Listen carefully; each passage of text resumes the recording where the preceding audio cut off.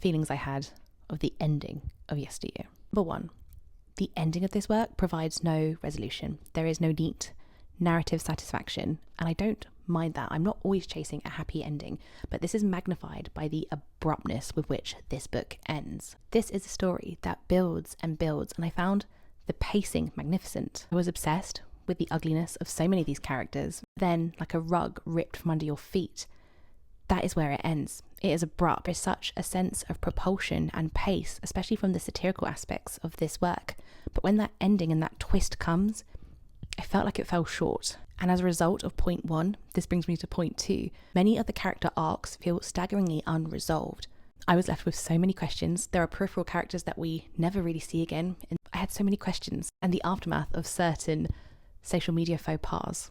I'm trying not to give too much away here. Reason number three, and I think this is the biggest one, there isn't a final payoff or conclusion for the larger conversations that I think this work is attempting to have, because this book famously touches on many different themes, and I think it can and does make some fascinating comments about religion, about tradwife culture, faith, feminism, social media, online trends, how we curate who we are, our online personas, how we live online, but also how social media is toxic and insidious. But the ending for this book is an almost lazy, blunt, simpler conclusion, scratching the surface across so many of these themes, but never fully exploring them.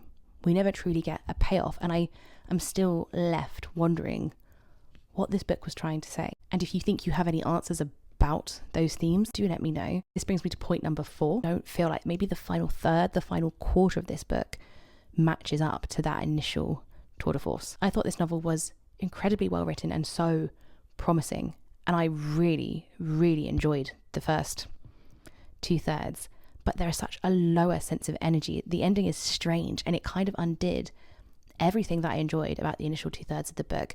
And I really can't talk further about this without giving spoilers. I'm trying my best here. There was a certain aspect to that twist, that denouement, that reveal that felt a little bit lazy, and that might seem like a really harsh judgment on it, so please do let me know your thoughts, because I know some people particularly loved that sting in the tail ending. It just felt a bit flat for me, and it's made it really tricky to know what to rate this, because right now I'm sitting at around a 3, maybe a 2. I don't know. If you have read this, let me know your thoughts, especially around the ending. I can't help but feel a little deflated.